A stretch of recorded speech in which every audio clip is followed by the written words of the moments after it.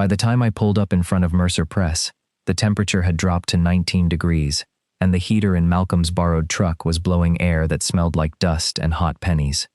Everything I still owned sat behind me under a blue tarp: clothes, books, a lamp without a shade, one folding chair, the kitchen knives my father had given me when I moved into my first apartment.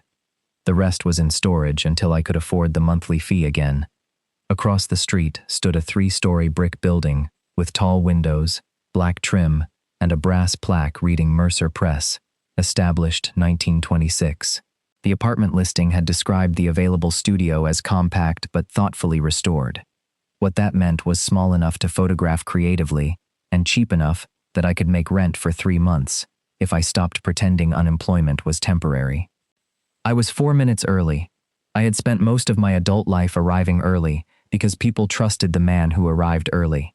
Athletes trusted him. Coaches trusted him. Parents trusted him with their sons. College administrators had trusted him too, right up until he refused to sign a report saying nobody could have prevented what happened in the freshman locker room. After that, they trusted him to take the blame. I turned off the engine before I wasted more gas and caught my reflection in the rearview mirror. 35 looked older than I had expected. A deep line had appeared between my eyebrows during the investigation. I rubbed at it as if it might come off. "You need an apartment," I told the man in the glass. "Not dignity. You can buy that back later." The front door opened before I reached it. A man stepped into the vestibule, wearing a charcoal sweater with the sleeves pushed to his forearms. He was tall, dark-haired, and carrying a ring of keys. A little gray showed at one temple. He checked his phone, then looked at me. His mouth parted, and the keys went still. I knew that face. I had known it when it was thinner, softer, and usually turned toward the floor. "Reid Callahan," he said. His voice had changed too, lower now, steady. "Jonah?" I already knew. Jonah Mercer studied me for another second, then opened the door wider. "You found the place." In high school, Jonah had been the kind of quiet that made louder people feel entitled to fill the space around him. He ate lunch in the library and wore button-down shirts that were always one size too big. I remembered dark hair falling into his eyes and the careful way he carried his backpack against his chest. I did not remember him looking directly at anyone for long. The man before me held eye contact without effort. He had broader shoulders now, capable hands, and the calm posture of someone who expected the room to settle around him. "I didn't realize the owner was you," I said. "The listing only said Mercer Restoration." "I didn't realize the inquiry was you until I saw the application. No accusation, no sympathy, just a fact placed gently between us." I wondered how much the background check had told him. The lobby still carried traces of the building's original life. Metal-type drawers lined one wall. The dark floorboards were worn smooth near the stairs, and old ink stained the basement-facing brick. Jonah locked the door and gestured upward. "The elevator is original and decorative at this point." The inspector used less polite language. "Stairs are fine." He started up without asking whether I needed help. I was grateful. Halfway to the landing, he said, "The studio is smaller than it looked in the photos." "They all are." I took the photos. "Then I respect your commitment to strategic angles." He glanced back, and one corner of his mouth lifted. The expression was brief, but familiar. Jonah used to smile like he was worried someone might charge him for it. The studio had one main room, a narrow kitchen, and a bathroom small enough to clean without taking a full step inside. It was also warm, bright, and better than anything else I had viewed that week. 2 tall windows faced the river. Late afternoon light exposed scratches in the pine floorboards that had been sanded but not erased. Above the door was a stained glass transom made of amber, cream, and deep blue pieces. A crack ran through one blue section toward the lead frame. "That's original?" I asked. "Most of it. The center was damaged when the building was empty." "You're leaving it?" "Until I can restore it properly." I lifted a hand beneath the cracked piece without touching it. "It doesn't look unstable." "It isn't," Jonah said. "Damaged doesn't mean worthless." His answer came quickly, almost as though we had been discussing something else. Jonah showed me the radiator valves, fuse panel, and old window latches that had to be lifted before they turned. He was precise without being condescending. I watched his hands because it was easier than wondering what he saw when he looked at me. The former varsity captain who used to stride through school like every hallway belonged to him? The assistant athletic director whose name had spent 2 ugly weeks in local headlines? Or just a man with a thin bank account and an application marked urgent? "You can paint," Jonah said, "as long as you return it to a neutral color before moving out." How neutral? Nothing with storm, ash, fog, stone, or whisper in the name. That rules out every paint sold in America. Then I'll trust your judgment. The rent matched the listing. No mysterious building fee, no inflated deposit. The lease was 12 pages, plain language, and irritatingly fair. Jonah sat across from me while I read every line. Most landlords filled silence by mentioning other applicants. Jonah waited with his hands around a ceramic mug gone cold. "You don't have to decide today," he said. "I do, actually. My motel reservation ended in the morning, and sleeping in Malcolm's truck would make returning it awkward." I reached the signature page. The job situation might take time to stabilize. It was the closest I could get to saying I was scared. Jonah did not promise everything would work out, or ask about the college. "The lease gives you 10 days after the due date before any late fee," he said. "If you anticipate a problem, tell me before it becomes one. I won't ask for details you don't want to give. Practical, clean, no pity." It should not have felt like kindness, but it did. I signed. Jonah signed after me and slid over my copy. When he handed me the keys, our fingers did not touch. I noticed anyway. "The silver one sticks when it's cold," he said. "Pull the door toward you before turning it." "Got it." He looked toward the street, where the truck waited beneath its tarp. "Do you have help moving?" "I've got it." The answer came before he finished asking. It always did. Jonah's gaze returned to my face, then dropped briefly toward the stairs. "Of course," he said. Something in those words made me straighten. "I'm not being stubborn. I didn't say you were. You thought it. I thought you answered very quickly. That almost made me laugh." At the door, Jonah paused beneath the cracked transom. "Do you remember West Hall?" The name pulled a fluorescent-lit corridor from somewhere I had stored it without meaning to. Junior year. 3 boys near the trophy case. Jonah backed against the glass while one held his notebook over his head. I remembered stepping in because I was late for practice, and because the look on Jonah's face had made something hot rise in me. I did not remember the boys' names. I barely remembered what I said. "Some of it," I answered. Jonah nodded. "I remember all of it. You told them to give it back. One said they were only joking." His eyes stayed on mine. "Then you said," he said, "stop. That should be enough." For a moment, I could hear the old hallway around us. Sneakers against tile. Locker doors slamming. My own impatient voice saying words I had forgotten before practice ended. Jonah had carried them for 17 years. I did not know what to do with that. "Anyone should have done it," I said. "Maybe." He opened the studio door. "But you did." Then he walked downstairs, leaving me with the lease, the keys, and a room that was now technically mine. Outside, the last light caught the damaged glass and broke across the floor in blue and amber pieces. I stood in the middle of them and wondered how Jonah Mercer could remember a version of me I was no longer sure had ever been real. The first night in the studio, the radiator knocked every 40 seconds, like someone trapped inside the wall was trying to get my attention. I unpacked my clothes, stacked my books beneath the window, and placed the folding chair in the center of the room, as if one chair could make a place inhabited. By midnight, the temperature outside had fallen to 11 degrees. I lay on a mattress on the floor and listened to the pipes complain. At 2:17, the knocking stopped. 3 seconds later, something heavy struck beneath me, followed by the rush of water. I was on my feet before I was fully awake. The hallway smelled like iron and wet plaster. Downstairs, Jonah was already moving toward the basement, with a flashlight between his teeth and a wrench in one hand. "Second floor shutoff is in the utility room," he said around the flashlight. "Can you reach it?" He did not ask why I was barefoot or tell me to go back upstairs. He assumed I could help, and my body responded before pride turned the invitation into an insult. I pulled on my boots and followed him. Water spread across the basement floor, from a pipe near the ceiling, bright under the emergency lights. Jonah killed power to the old printing equipment, while I climbed a metal ladder and forced the corroded valve clockwise. It resisted hard enough to tear skin from my palm. "Reid," Jonah called. "Don't muscle it. Back it off an eighth turn, then close."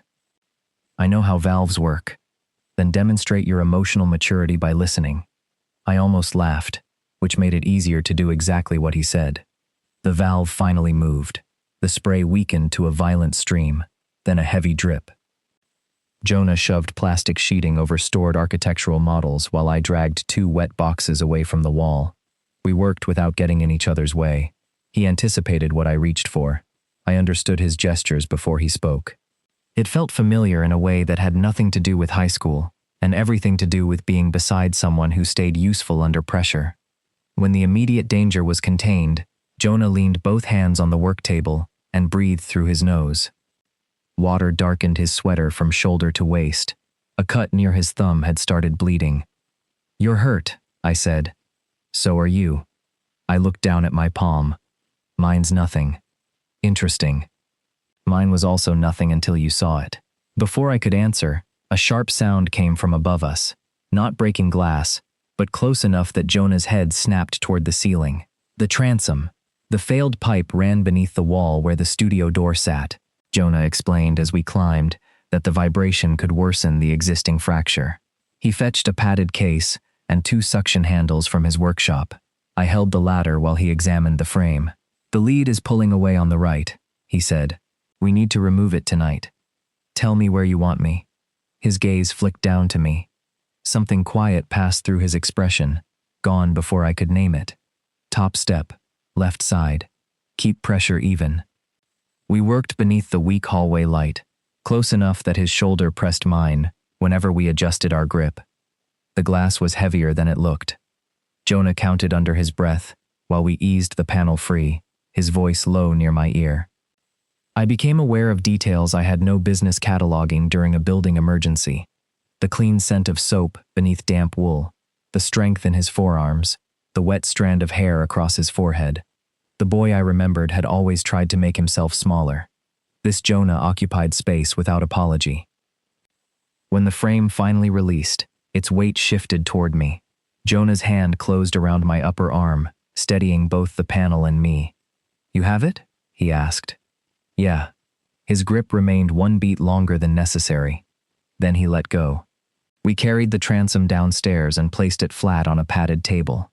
Under the workshop lamps, the damage looked worse. The old crack had widened, and 1 blue piece had separated along the edge. Jonah bent over it with the concentration of a surgeon. "Can it be saved?" I asked. "Most of it." He traced the lead channel without touching the glass. "I'll have to dismantle this section. The blue piece can stay if you reinforce the border." Jonah looked up. "You've done this before?" "A summer job during college, historic window company, mostly carrying things and getting yelled at by men named Frank.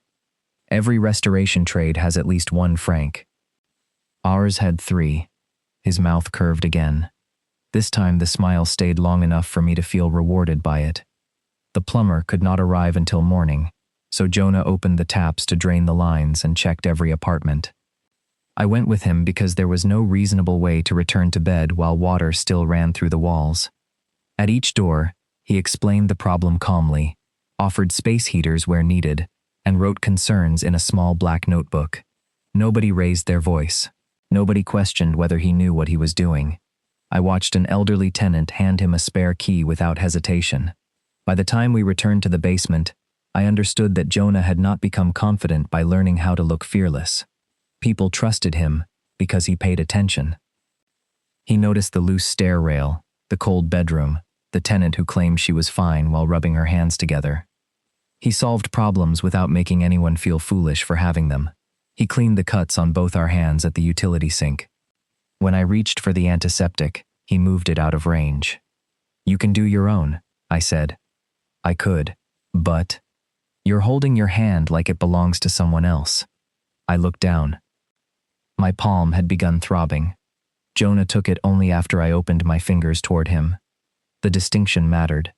His touch was careful, warm against skin chilled by the basement air. He removed a thin curl of rust, rinsed the cut, and pressed gauze over it. Neither of us spoke. The silence gave me too much room to notice his thumb braced lightly against my wrist and the fact that I did not want him to finish. "You saw the articles," I said when he reached for the bandage. His hands paused. "Yes." "The college made it sound like I ignored complaints. I know what they made it sound like. And you rented to me anyway." Jonah wrapped the gauze once, then looked up. "I rented to you because you passed the screening and could pay the deposit." That's a very landlord answer. You asked a landlord question. I pulled my hand back. "Did you believe them?" His expression changed, not softer exactly, but less guarded. "No." The answer came without delay. "Why not?" "Because people who ignore the word stop don't usually lose their careers insisting it should matter." For several seconds, the basement seemed to narrow around us. He had taken a sentence I barely remembered and connected it to the worst decision of my adult life. I wanted to explain the report, the meetings, the way men I had worked beside for 9 years stopped making eye contact once lawyers became involved. Instead, I said, "You don't know me anymore." Jonah nodded. "That's true." There was no defense in his voice. "But I know what you did when doing the right thing cost you nothing. And I know what you did when it cost you almost everything. I can form an opinion from that." I looked away because gratitude felt dangerously close to grief. Later that afternoon, after the water was restored, Jonah knocked on my door carrying the stained glass panel in its padded case. He had changed into a navy work shirt, but fatigue remained beneath his eyes. "I need to dismantle the damaged section before the lead settles out of alignment," he said. "You were right about reinforcing the blue border. I'll try not to become unbearable about it." "I'm preparing emotionally." He shifted the case against his hip. "I also need temporary help cataloging materials and cleaning the glass. Paid hourly. Separate contract. It has no connection to your lease, and declining will not affect anything." I stared at him. "Are you offering because I need money?" "I'm offering because you recognized a repair method in 10 seconds that my last assistant missed for 2 weeks. That assistant was probably Frank.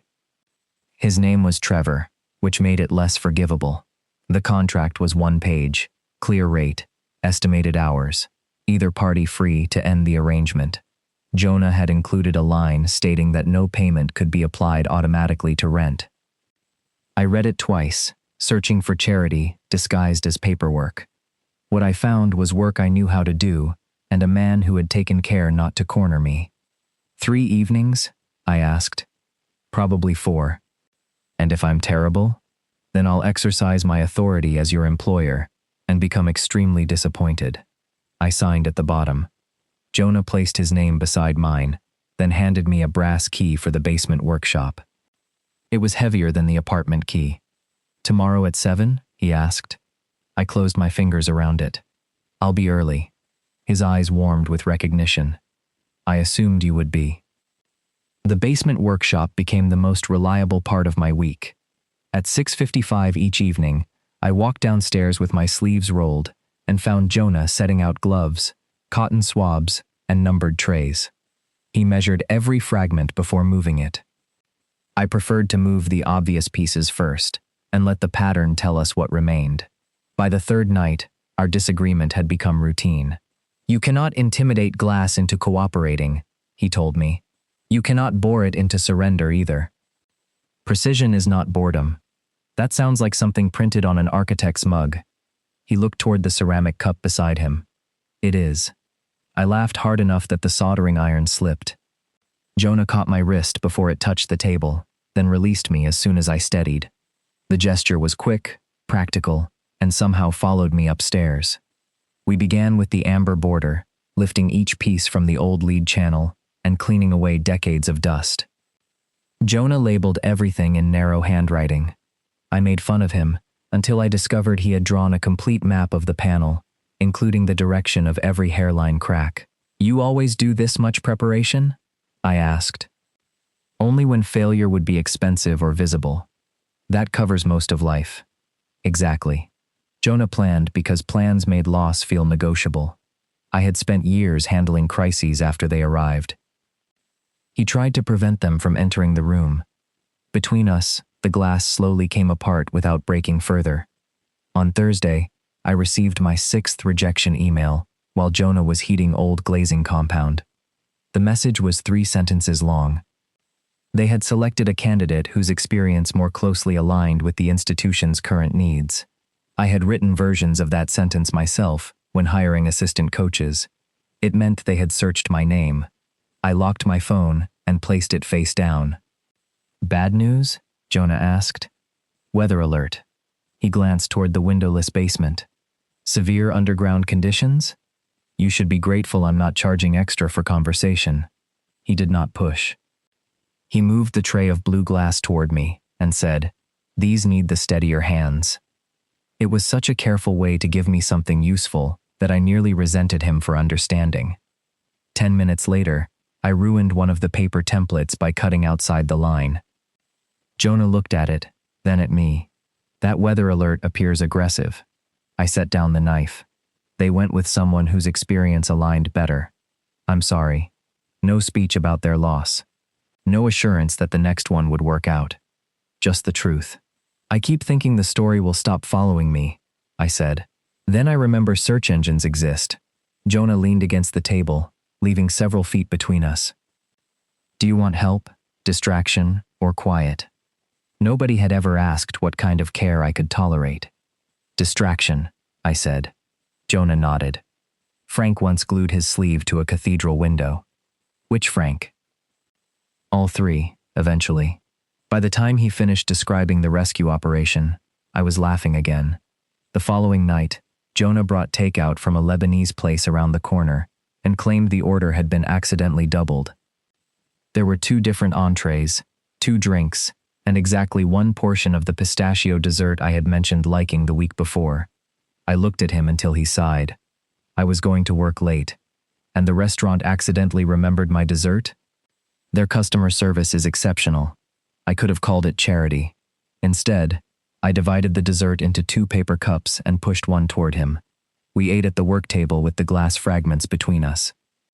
Jonah disliked olives but kept ordering dishes that contained them. I began removing them without asking. He noticed the 3rd time and said nothing, only shifted his container closer to me. I asked how he had ended up buying an abandoned printing house. Jonah ran his thumb over the rim of his cup. My mother and I moved 5 times after my father left, 6 if you count the motel, which she didn't. He said it without drama, as if listing addresses from someone else's records. One landlord sold the house without warning. Another stopped fixing the heat. For 3 months, they lived with his mother's cousin, where Jonah slept behind a curtain in the dining room. I used to draw floor plans for places we didn't own, he said. I'd add doors that locked and windows nobody could cover with cardboard. I looked around the basement, the repaired brick, the labeled shelves. Every tool returned to its place. So now you rescue buildings. Buildings are easier. They rarely insist they're fine while actively collapsing. That was aimed at me, only if it felt accurate. He smiled, but his fingers had tightened around the cup. I asked whether his mother had seen Mercer Press finished. She picked the lobby lights, he said. She died 8 months before the apartments opened. The words landed quietly. I'm sorry she didn't get to see it full. Jonah looked toward the ceiling, where pipes carried the lives of 6 households above us. She saw it safe. That mattered more. I understood then that the building was not proof of his success. It was an answer to every room that had once failed him. Maybe that was why I told him more about the college, not the legal details. The human ones. The freshman who had come to my office twice before finally saying what happened. The coach who asked whether I wanted to destroy the program over one bad night. The meeting where an attorney slid a report across the table and showed me where to sign. I thought doing the right thing would feel cleaner, I said. Instead, I kept wondering whether I had waited too long. Jonah did not absolve me. Did you? Probably. I wanted enough proof that nobody could dismiss him. While I gathered it, he thought I didn't believe him. Jonah's gaze stayed steady. What did you do after you understood that? I apologized. Then I gave him every email I had and refused to sign their report. That sounds like accountability, not innocence. The distinction hurt. It also helped. Jonah told me his last relationship had ended because he kept making decisions for two people and presenting them as solutions. He had renewed a lease, declined a job opportunity on his partner's behalf, and arranged care for the man's father without asking what anyone wanted. I thought I was removing burdens, he said. He said I was removing choices. Was he right? Yes. Jonah rolled a strip of new lead between his fingers. Being useful is a convenient way to avoid saying you're afraid. I looked at him across the table. Afraid of what? He took longer than usual to answer. That if someone doesn't need what I provide, they won't need me. The sentence settled between us with more intimacy than a touch. Mrs. Alvarez came downstairs on Saturday, carrying cinnamon bread, and stopped when she saw me.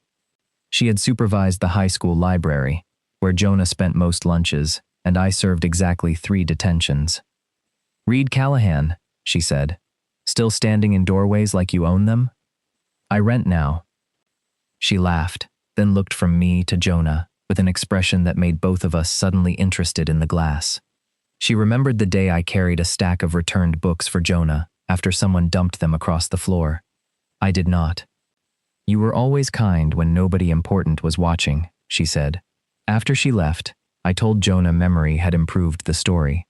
No, he said. You just didn't keep records of the good things you did. The comment unsettled me because it was not worshipful. Jonah knew I could be impatient, defensive, and impossible to help. He had watched me lie about rejection emails and overwork an injured hand. He was not preserving some teenage hero. He was paying attention to the man in front of him. That should have made the situation safer. Instead, it made every glance across the work table feel less avoidable. I began noticing when he loosened his collar after 9, when he rubbed the bridge of his nose before admitting fatigue, and how his voice softened whenever he asked me to hold a piece steady. Attraction was no longer a surprise. It was becoming a habit.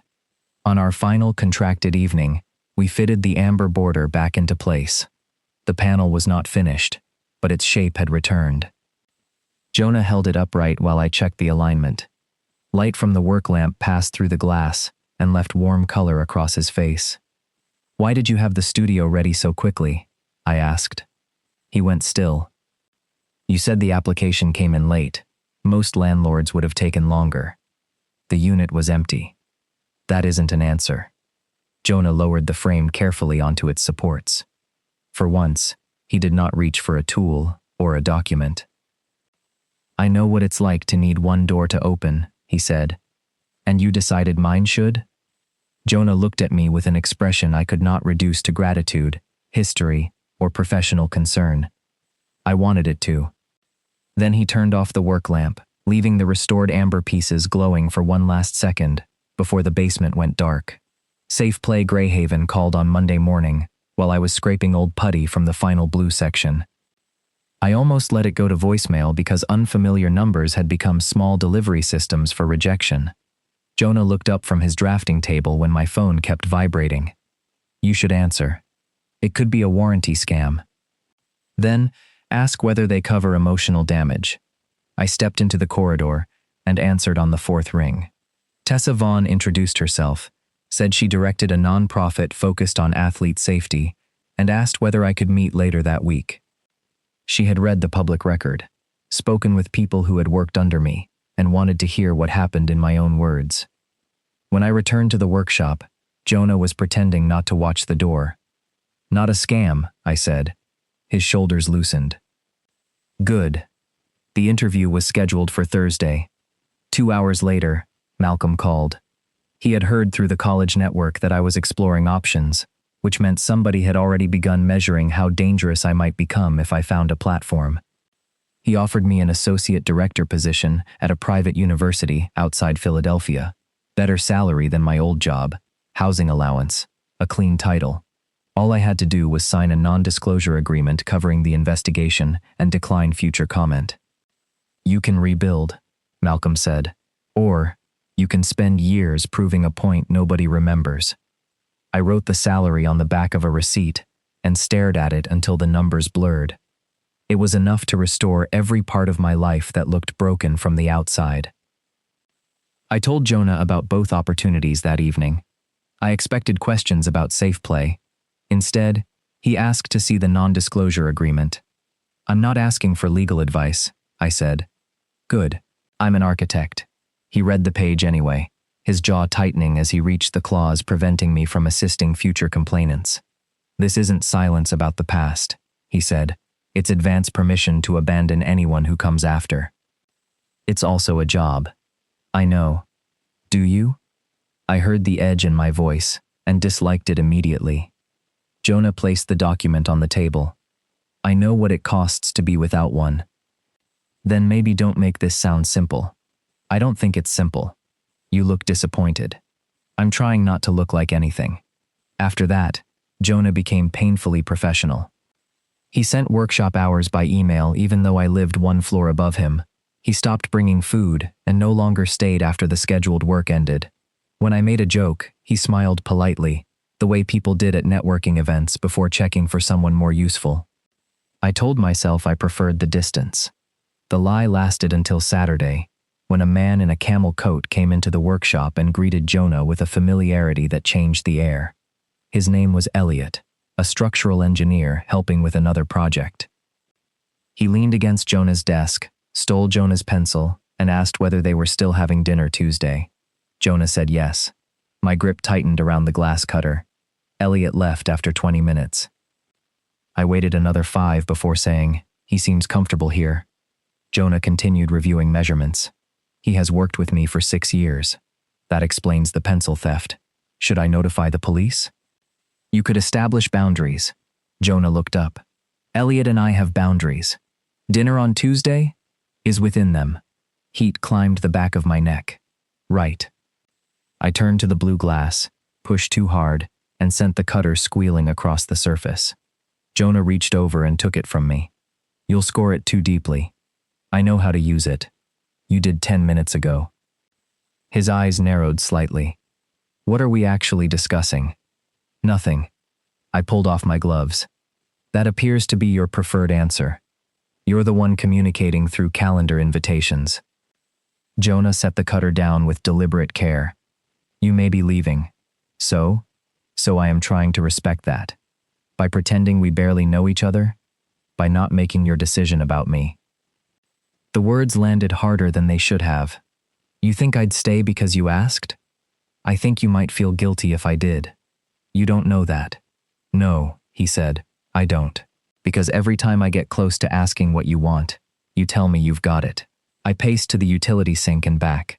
You've been acting like I betrayed you for considering a job. I have no right to feel betrayed. That isn't the same as not feeling it. Jonah's face tightened. For the first time since I had moved in, his calm looked constructed rather than natural. Fine, he said. I don't want you to take Malcolm's offer. My anger lost its shape. Because of the agreement? Yes. He took a breath. And because it means you leave. The workshop went still around us. Water ticked through a pipe overhead. You could have said that. You could have asked. I am asking now. Jonah looked toward the unfinished transom rather than at me. The amber border was complete. The blue center remained open, a missing space outlined in lead. Did you ever think about me after high school? I asked. His hand stopped on the edge of the table. That's not a fair question. Why? Because you're asking it while deciding whether to disappear. I'm asking because I need one honest answer from you that isn't hidden inside a lease or a repaired radiator. His gaze finally met mine. There was no professional distance left in it. More often than was useful, he said. The answer loosened something in me. I moved to the opposite side of the work table, close enough that only the width of the transom separated us. What does that mean? It means I remembered you longer than I expected to. It means I compared people to someone I barely knew.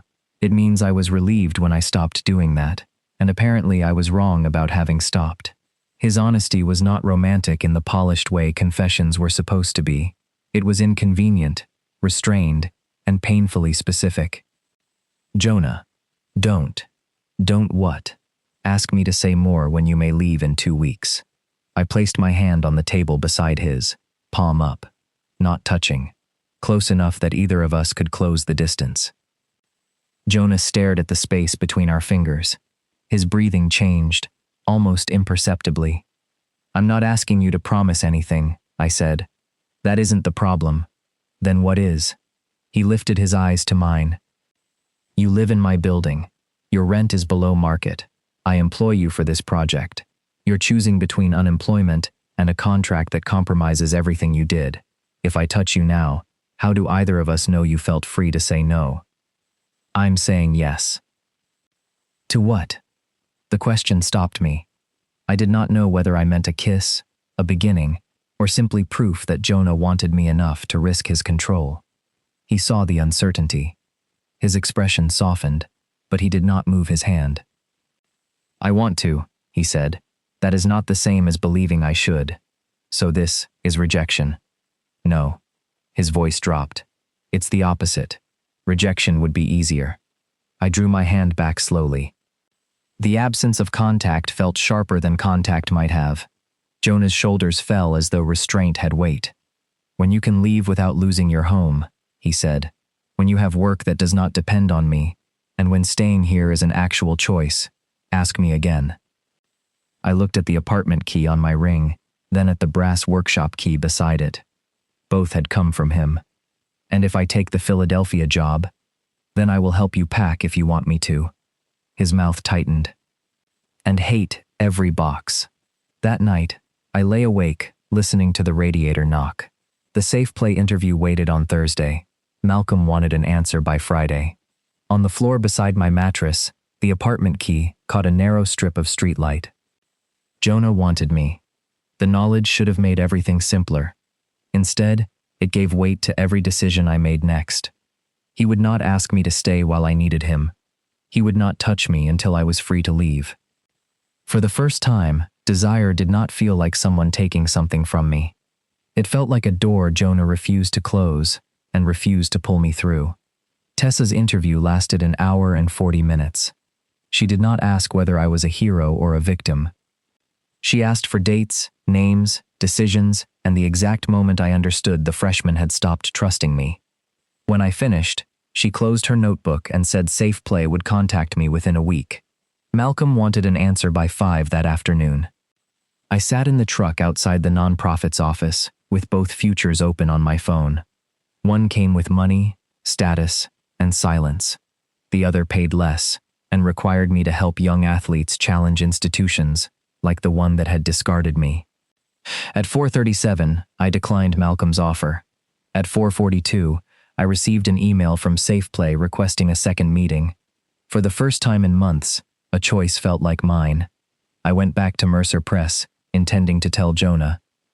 His office door was open, but he was meeting with a property manager I had seen once in the lobby. I waited near the drafting table while they discussed spring leases. The manager slid a folder toward Jonah. The Calder application would have brought in another $300 a month, she said. You held the unit for almost 2 weeks, and then gave it to Callahan at the unfinished rate. Jonah's head lifted. He saw me before she did. The room changed. Reid, he said. The manager turned, recognized her mistake, and gathered her papers too quickly. You held my apartment? He stood. Let me explain. That sounds like yes. The manager left without making eye contact. Jonah closed the office door but did not approach me. Your inquiry came in after I had already scheduled the Calder showing, he said. I delayed accepting their application until you could see the studio. Why? Because you said you needed to move quickly. So did they, apparently. They had other options. And you decided I didn't. He flinched. It was slight, but I saw it. I decided to give you a chance to view the unit before it was gone. At a lower rent. The transom was unfinished. The plumbing had not been fully winterized. The rate reflected that. Would you have charged Calder the same amount? Jonah did not answer soon enough. A cold pressure spread behind my ribs. I thought about every page of the lease, every carefully separated contract, Every time Jonah had made sure I could decline, I had taken those details as proof that he respected my independence. Now they looked like decoration around a decision already made for me. Was any of this real? I asked. The work? The apartment? Or did you build the whole arrangement because I once stopped 3 boys in a hallway? Jonah's face went still. Do not reduce what I feel to a debt. Then, tell me what to call it. Care. Care asks. My voice rose. Care does not quietly remove the other applicant, lower the rent, and let me believe I earned the only door that opened.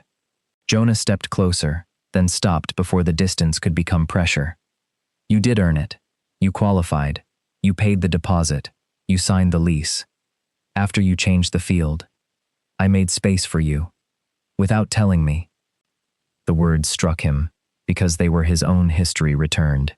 He looked toward the workshop stairs. You're right. I had prepared for explanation, not surrender. That's it? No, it means I was wrong. His voice remained controlled, but his hands had tightened at his sides. I told myself I was preserving an option. I did not ask whether you wanted me to. I made the same mistake I made before, only more carefully. My phone rang. Tessa's name appeared on the screen. I nearly ignored it, but Jonah said, "Answer." Her voice carried cautious warmth. Safe Play wanted to offer me the program coordinator position, pending references and a standard background review. I should have felt relief. Instead, I looked at Jonah and noticed the way his eyes dropped when Tessa mentioned that someone familiar with my situation had encouraged her to examine the record closely. Who told you? I asked. Tessa hesitated. Jonah Mercer initially brought your case to my attention. The room seemed to tilt. I thanked her, asked for the written offer, and ended the call. You contacted her. Jonah did not deny it. I told her to look at what happened. Before she called me? Yes. Did you ask her to hire me? No. Did you tell her I needed a job? No. You opened another door. I gave her your name. You gave me a home, gave me work, and then found me a career. The list sounded uglier each time I added to it. Was there anything you planned to let me do by myself? Jonah's composure finally cracked. I did not get you that job. You sat in the interview. You answered her questions. You made the choice that cost you your career. But you made sure she was looking. He took a breath and lowered his voice. Yes. Why? Because the public version made you look negligent, and I knew there was more to it. You knew me in high school. I know you now.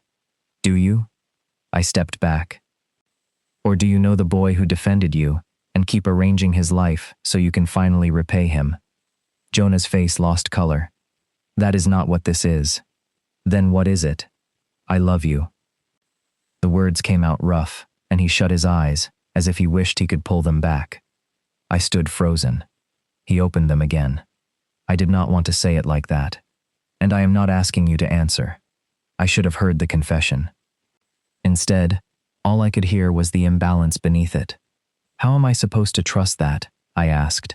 You loved a memory, then the memory showed up unemployed, and you turned him into a project. You were never a project. No, you found damage and started restoring it. Jonah recoiled. The cruelty of the line registered as soon as I said it, but anger had already found the tenderest place to land. I'm sorry, I said, though it sounded thin. Jonah looked toward the stained glass on the work table. You should take the Safe Play job. I intend to. And you should find housing that has nothing to do with me. He moved to his desk, opened a drawer, and removed a prepared lease termination form. Its existence hurt almost as much as everything else. No penalty, he said. Full deposit returned. The restoration contract ended last week, so there are no outstanding obligations. I can provide the number for a building on Fenwick Street. I have no financial connection to it.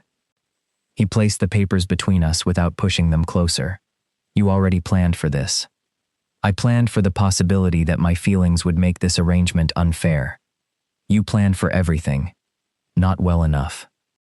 I signed, before I could change my mind. Jonah signed beneath me, then transferred the deposit while I watched. Every tie between us became administrative fact. Safe Play's written offer arrived the next morning. Fenwick Street had a one-bedroom available, brighter and more expensive than the studio, but manageable with my new salary. I signed that lease too. Over the next 3 days, I packed the small life I had only just unpacked. Jonah did not come upstairs. He sent one message asking whether I wanted help, company, or space. I answered space. He respected it so completely that the silence became another thing I blamed him for. On the final evening, I carried the last box downstairs and found the workshop empty. The transom lay unfinished beneath a white cloth. Beside it sat the final blue fragment, cleaned and wrapped in paper. I picked it up, then left it on Jonah's drafting table. Some damaged things, I thought, were safer unfinished. Tessa met me for coffee after I completed the employment paperwork. She reviewed my start date, then said, "You should know something about Jonah's call." I stiffened.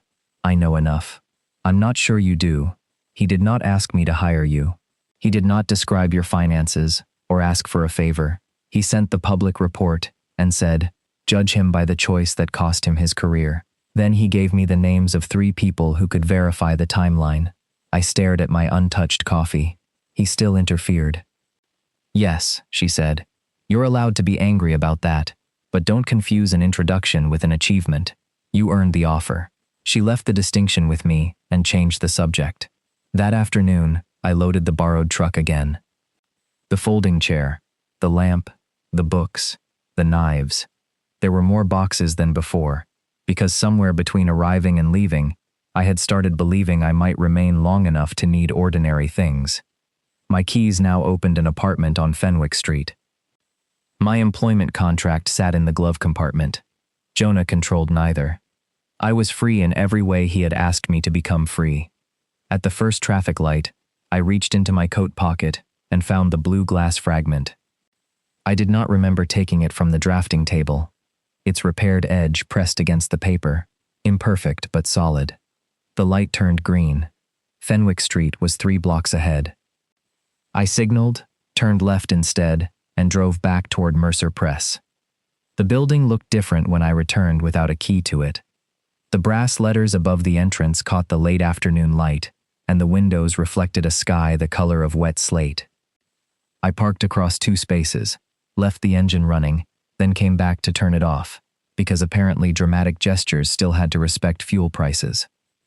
The blue glass fragment rested inside my coat pocket.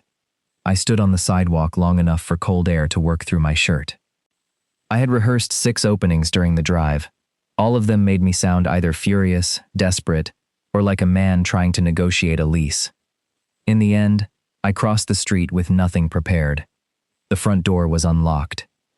Mrs. Alvarez's cinnamon bread sat on the lobby table beneath a note asking tenants to take some before it became a personal insult.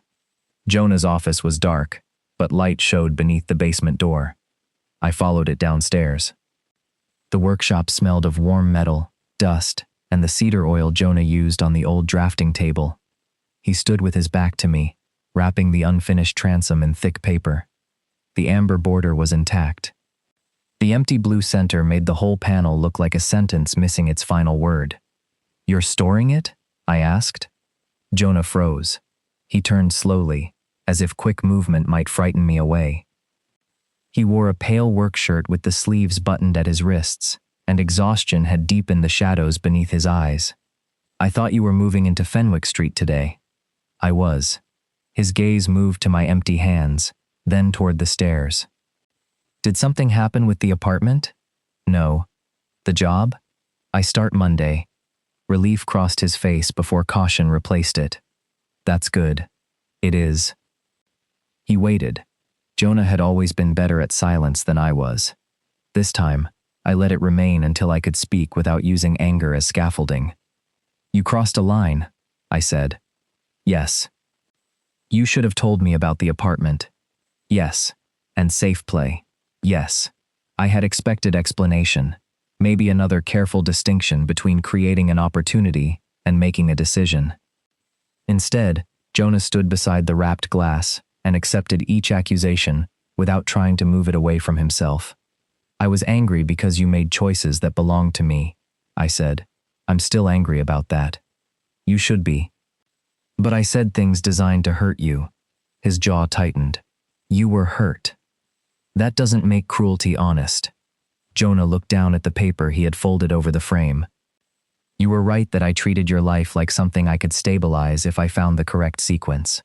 I told myself I was helping, without asking for anything, but I was also protecting myself from having to say what I wanted. You wanted me to stay. Yes, you could have asked. I was afraid you would hear an obligation instead of a request. He lifted his eyes. So I created obligations without admitting it. That was worse. The clarity of the answer left no place for me to fight. I moved closer to the work table, though several feet still separated us. What happens the next time you think I need help? I ask.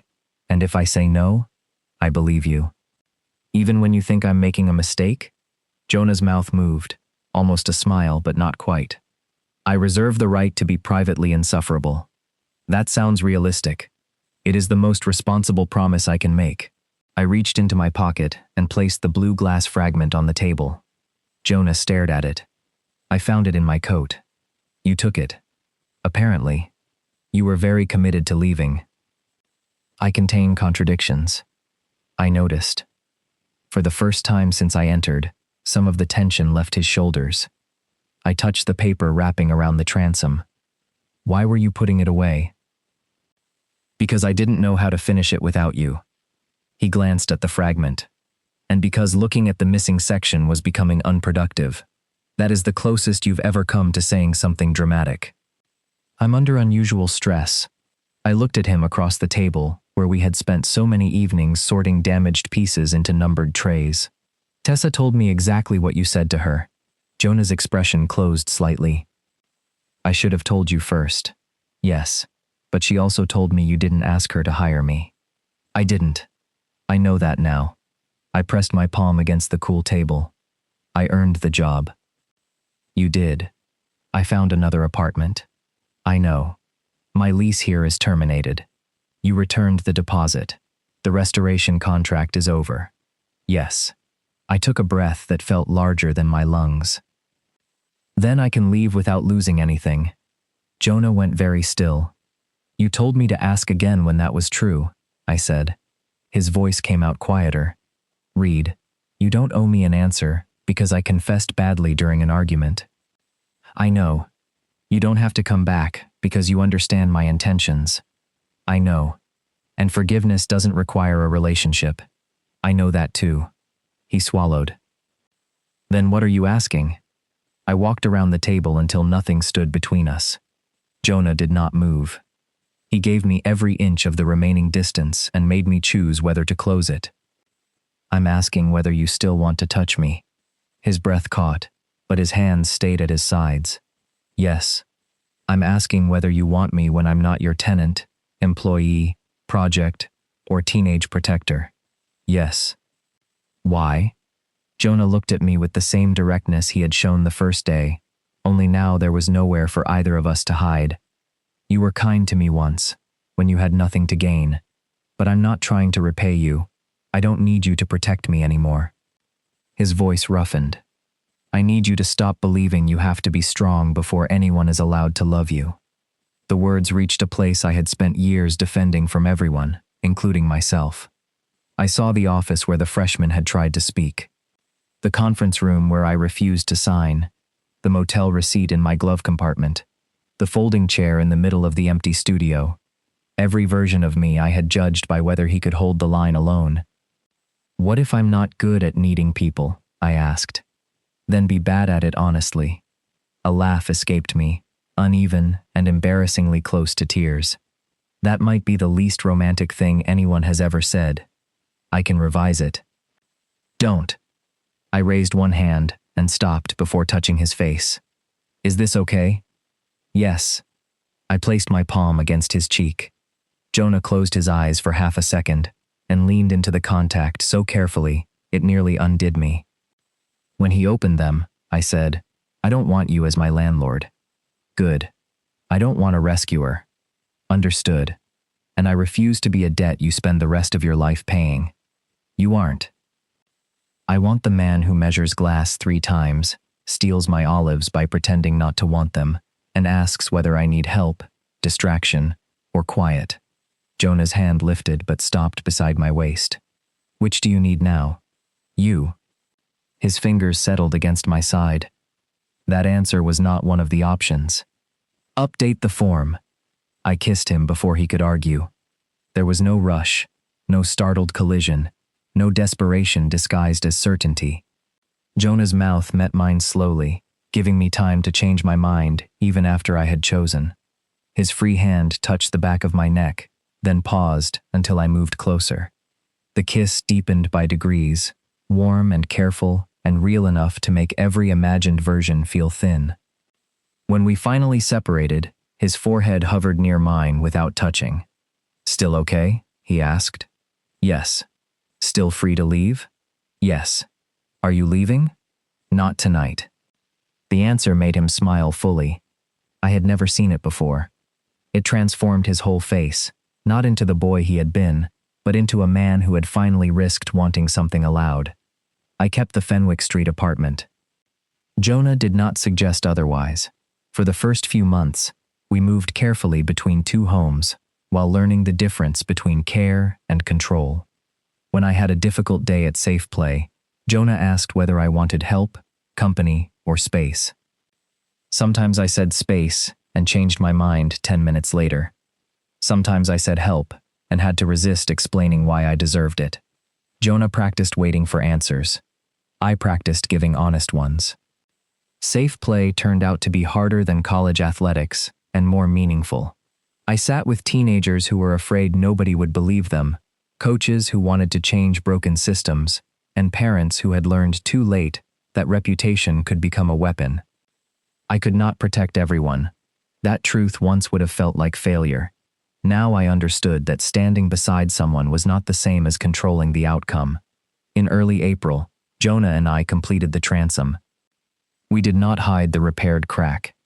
He reinforced it with a narrow line of dark lead that made the fracture visible without allowing it to spread.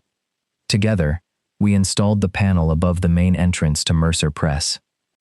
Morning light passed through amber, cream, and the final imperfect blue piece, scattering color over the lobby floor. Afterward, Jonah handed me a new key. "This is not for the studio," he said. "It opens my apartment. You can use it when you want to. You do not have to move anything, change your address, or make a decision today." I turned the key over in my palm. "You rehearsed that. Several times. Good boundaries. I had expert criticism." I added the key to my ring, not because I needed another place to live, but because I understood the invitation. Then I took his hand beneath the restored glass and watched blue light cross the place where our fingers joined. For the first time in my life, I didn't have to arrive strong to be welcomed home.